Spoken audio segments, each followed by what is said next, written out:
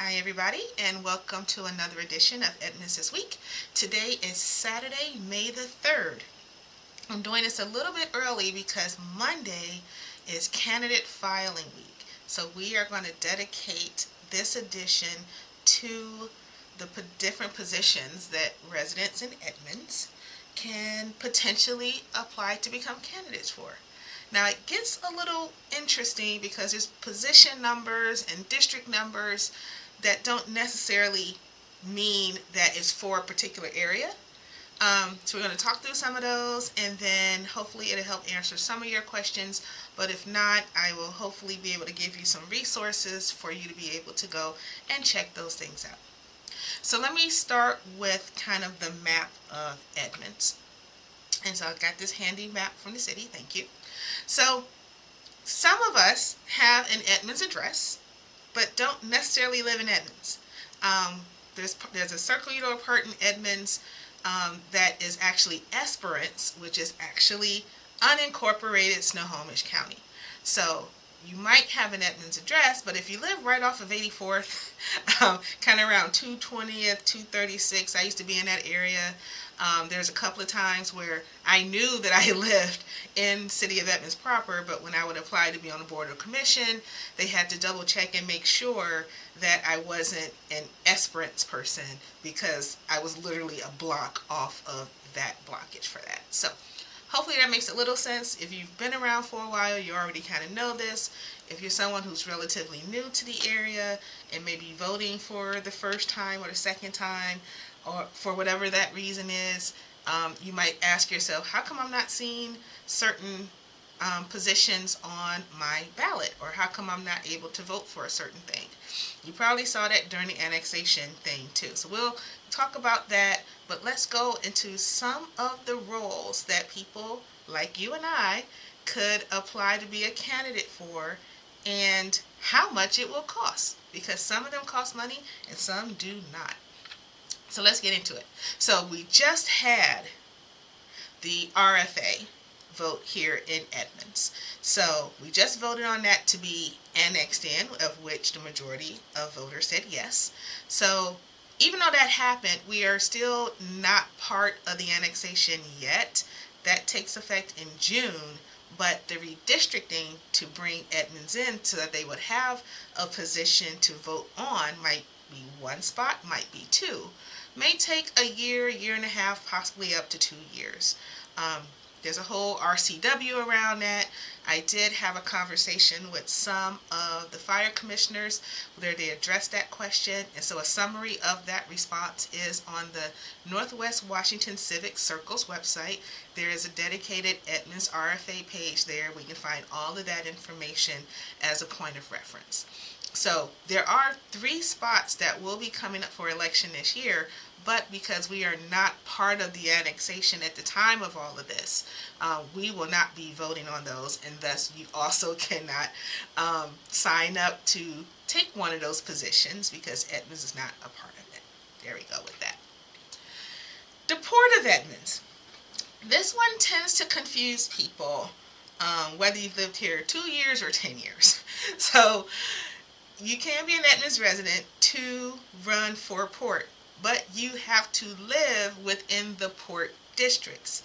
So there's 3 districts, so 1 spot for each district, but then there's also 2 at-large positions for a total of 5 positions. However, the area that the port covers, you have to live relatively in the bowl.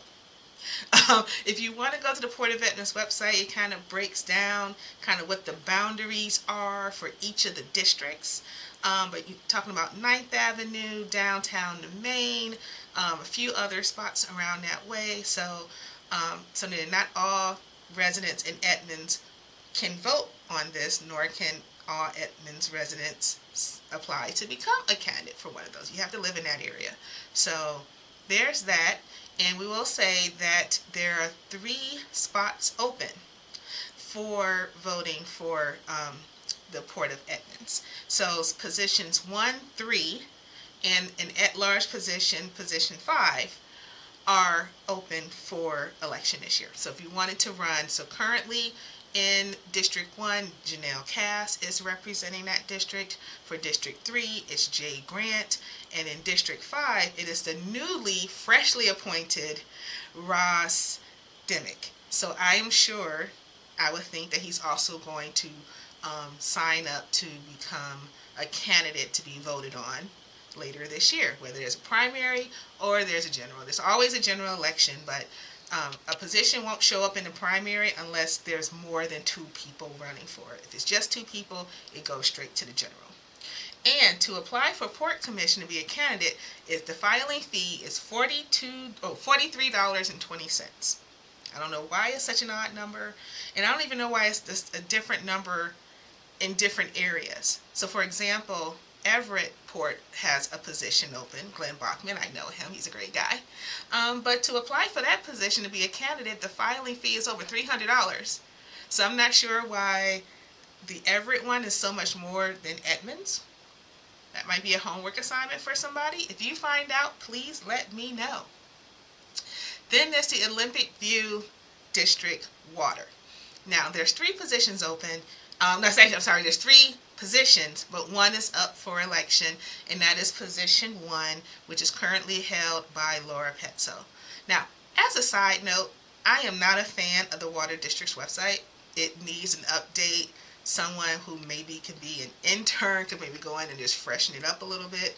But even on the commissioner's page, it doesn't even designate their position numbers. It's just, so I had to presume until I went to look at the filings later that position 1 is the one that's held by Laura Petzo. So there's that. But if someone could work on that website, that would be great.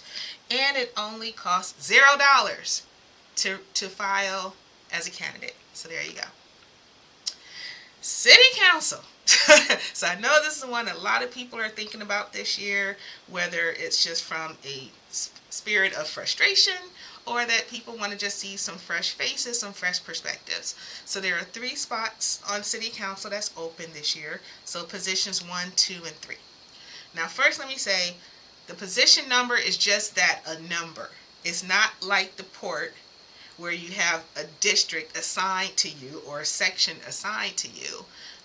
They're pretty much open to the whole city.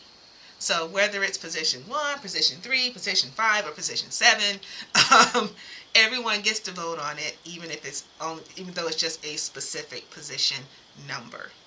So it costs $210.76 to file to run for City Council. So positions 1, 2, and 3 are open, which are currently being held by Chris Eck, Will Chen, and Neil Tibbet, respectively. Now, I do know that Chris Eck and Will Chen have launched their re-election campaign, so they're definitely planning to file, unless something goes weird next week, but they're intending to file. And then Neil Tibbet, who actually is also council president this year, has already indicated he is not running for re-election, and I believe Erica Barnett has already indicated that she's going to file. Now, again, I say these things in a way that, usually if someone's declaring that they're going to run before filing week, they're probably going to file, but it's not always the case. And people can always withdraw after the filing deadline because maybe they see the landscape, see who else is going to be running against them, and for one reason or another, change their mind and say we're not going to do it. So, just because someone has declared already previous to filing week does not mean that they are going to actually file.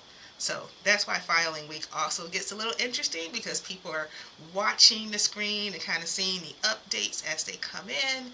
And there are people who just slide in at the last minute, for strategic reasons, or, they just felt the need to just jump in because they didn't like seeing who has already filed for it. So there's a number of different reasons. So look out for that. There's also the municipal judgeship here in Edmonds. I don't have a file for that.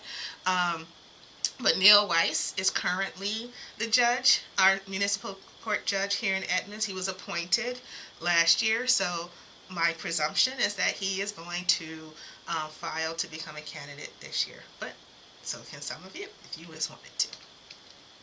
And that actually costs $2,064.70. I don't know why it's that much. It's really weird. But that's how much it is. But in another district, it's like 2173. So again, I don't know why it's not even across the board, but maybe someone can tell me. I would love to know. We are now in Edmonds School Districts. There's two positions up. Ignore the one in the middle. Hi, Hank. Oh, sorry, Hawk. So positions 2 and 4 are up for election this year. So position 2 is currently held by Kevin Smith, and position 4 by Tom Gerard, who was appointed into that role earlier this year, not too long ago.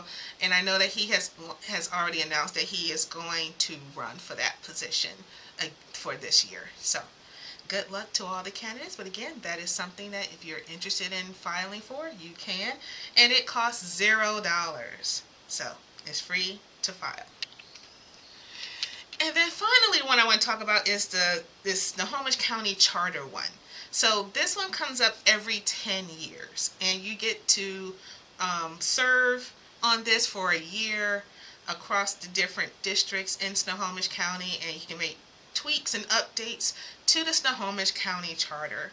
And so you can see what all these fun categories are, but if that's something, if you're a legal person or you're someone that has had questions or want to be involved in the charter process or think there's things about the charter that should be changed, this is your opportunity.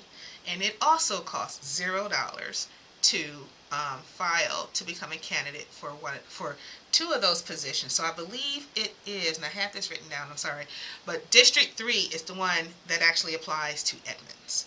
So whoever your county council member is, for us it's District 3, that is the one that you would want to apply for if you decide to do that. So I'm sure I just gave you a whole bunch of information, and you probably have more questions now that I'm done with this. So the County of Snohomish, so Snohomish County Elections, on their website has some great tools, including this pamphlet here. It's called How to Run for Office 2025, which is a candidate guide, and it breaks everything down. It tells you what to expect, it tells you when to file, it tells you how to file, what the deadlines are, all that fun stuff. It'll tell you which positions are open, how much those filing fees are to do it, the whole gamut. So I implore you, even if you're not thinking about running but just want to have an idea of what it's like for someone who might be thinking about doing this, or what a candidate is expected to do and not do, I would check that out. It's very educational. So with that, I'm going to say thank you. I hope that this helped again with some of the questions you might have around it. Filing week starts May 5th at 8 a.m., wraps up the May 9th, that Friday at 5 p.m. And trust me, there's going to be a lot of people who are refreshing their browsers on a daily basis to see who's running. So if you're thinking about it, Godspeed to you. If you've done it before and say I'm done, I totally understand. But if you're just curious about the entire process, again, it doesn't really hurt to check it out and get that experience for yourself. I will say it is much easier to judge the process from the outside and get a completely different perspective when you toss your name out there. There's a lot of different things that you have to deal with. There's a lot of different questions that might come your way, and you might finally maybe get some answers to why certain candidates or electeds don't answer a particular question, because maybe they're not allowed to do that based on the role that they are applying to be able to be elected to or have already been elected in. With that, happy filing week, everybody, and I look forward to coming back next week and talking about who did file and what might be next. Take care and have a great week.